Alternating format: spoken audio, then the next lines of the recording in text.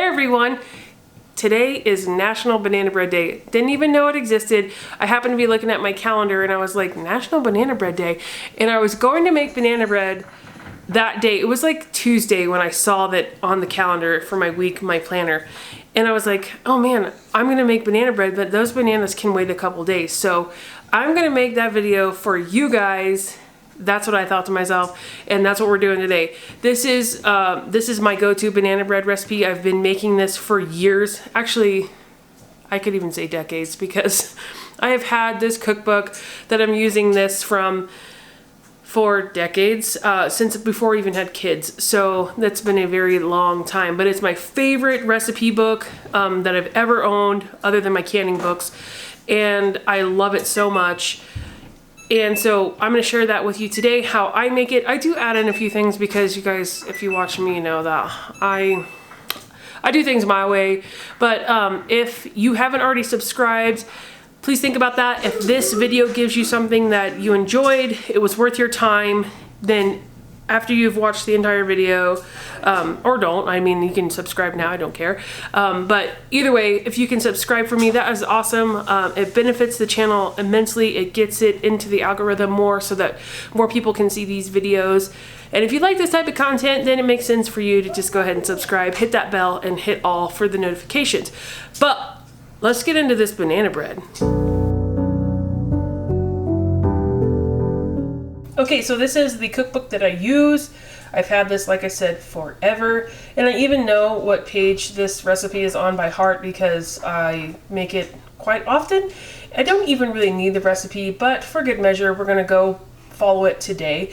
And I'm gonna show you that in just a minute. Okay, so it's kind of blurry, but as you can see, this is my recipe book and it is worse for wear. I was gonna try to find another one of these just because I love this cookbook so much. But this is the recipe we're gonna follow, and let's get into it. Okay, so first ingredient going in is 5 cups of flour. So I'm gonna go ahead and do that right quick.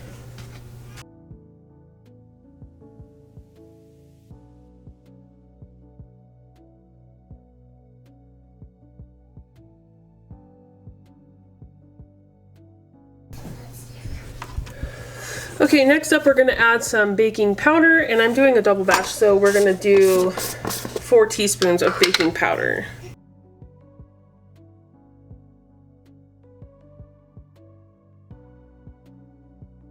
And next up is baking soda. I have mine in a large container that's airtight, so I'm not going to show you that, but you know what baking soda is. And we're going to do 1 teaspoon.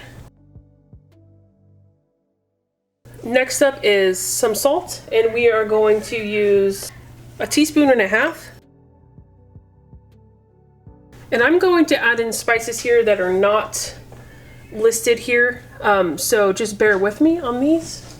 Okay, first up is cinnamon. I feel like you cannot do banana bread without some cinnamon in it, so I'm going to add that in. So that's 1 teaspoon of that. I'm going to do about, I'm just going to sprinkle in my nutmeg, but here's my nutmeg, and we're just going to give that a measure with your heart sprinkle. Probably 1/2 teaspoon. And then I have some cloves just to give it that really earthy taste, which I like. You don't have to add any of these, but I just do a little sprinkle of clove. And then you're going to combine the dry ingredients together. If I think while I'm mixing this it needs more spice, I will add it, but I just usually kind of judge by smell. And that's good enough. Smells good. Okay, so in this bowl here, we're going to add 6 very ripe bananas. We are going to add 1/2 cup of milk and 4 teaspoons of vanilla extract. I'm going to do 2 teaspoons of vanilla and 2 teaspoons of almond. If you are going to cut this in half to make only 1 loaf, then just cut everything in half. Have your oven set to 350 so that you're ready to go with 2 greased loaf pans, or 1 if you're cutting it in half. Okay, so now you're just going to give these a smash with a fork until it's all combined.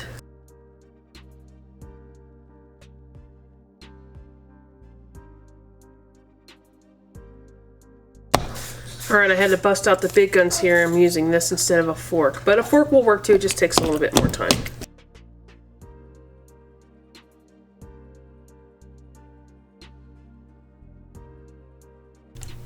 Okay, so with your mixer here, you're gonna take 2 sticks of softened butter, and mine got a little over softened, so some of it is a little bit melted, but that's okay.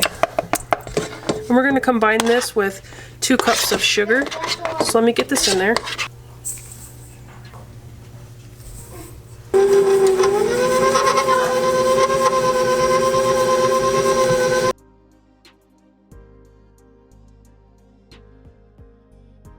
Well, once this is all fluffy and creamy, which is getting there pretty quick, we're gonna add in 4 eggs, 1 at a time.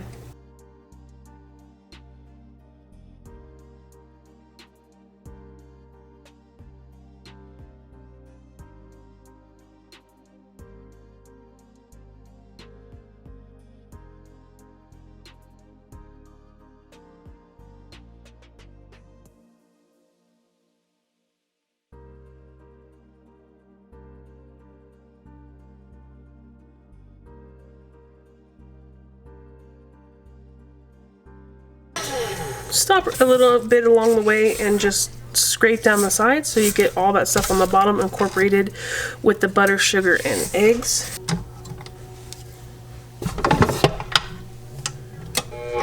Okay, so now you're going to turn your speed down to low. Mine is off right now, but so you can hear me. We're going to turn this down to low, and what we're going to do now is we're going to alternate flour and banana mixture, starting with flour and ending with flour. So let's do that now. Okay, one thing I want to note here is that you're going to have 3 different bowls. You're going to need your mixing bowl for your butter and sugar mixture, and you're also going to need your flour, your dry ingredient bowl, and your banana bowl. So keep in mind that we are going to have 3 separate bowls for this recipe.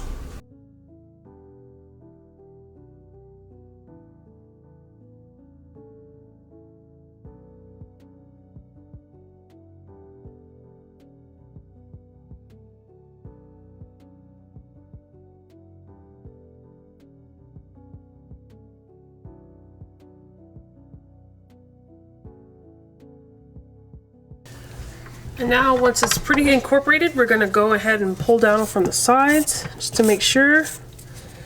I really need a bigger mixer. I'm going to give that one more mix.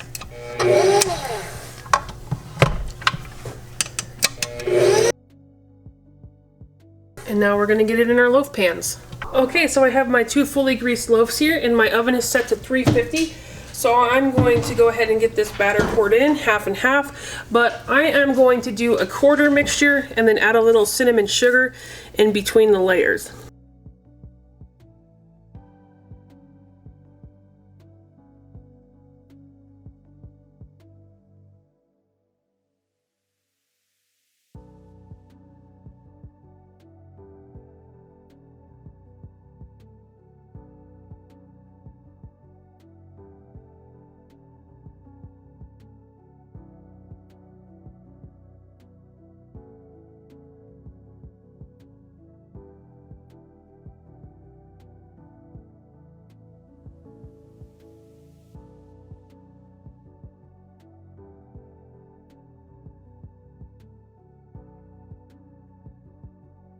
Okay, and we're going to slip these into our oven at 350 degrees, and it's going to bake for about, it says an hour and 10 minutes, but it seems to never take that long. So I just keep an eye on mine, so I'll set a timer for 40 minutes and check it at that time. Okay, so it's been an hour, and these are done. I checked them along the way, and the knife has come out clean, so I'm pulling them out now. Okay, so I'm just gonna let these sit on my stovetop for about 5 minutes, and then I'm gonna transfer them into a cooling rack, and I'll be back when I do that. Okay, so I have run a spatula around my bread here, and I'm gonna dump them onto the cooling rack, so let me show you that. Sometimes they don't like to come away super easy, but sometimes they do, just like that. And I'm just gonna flip it over. It's a more durable bread, so it's not going to fall apart on you. Or at least it shouldn't. It does help to run the spatula around the sides to kind of loosen it up. And then the weight of the bread will pull it out. And there you have it. So this is my 2 loaves of banana bread. They smell so good. My kids are already asking me, bugging me. My child is standing actually right here, and she will not leave me alone because she can't wait to dig into it. Like I said, as the title goes, is this the world's best banana bread? We think so. Try it out for yourself and see what you think. Leave a comment down below if you do try it, because I would love to hear what your thoughts are. Okay, so that's gonna do it for this edition of Welcome to the Den. And that banana bread is smelling so good, and my kids can't wait, so I have to hurry up.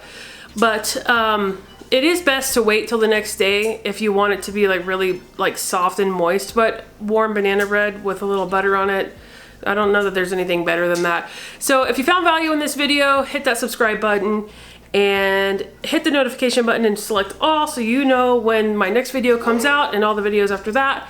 And until next time, I will see you in the next video.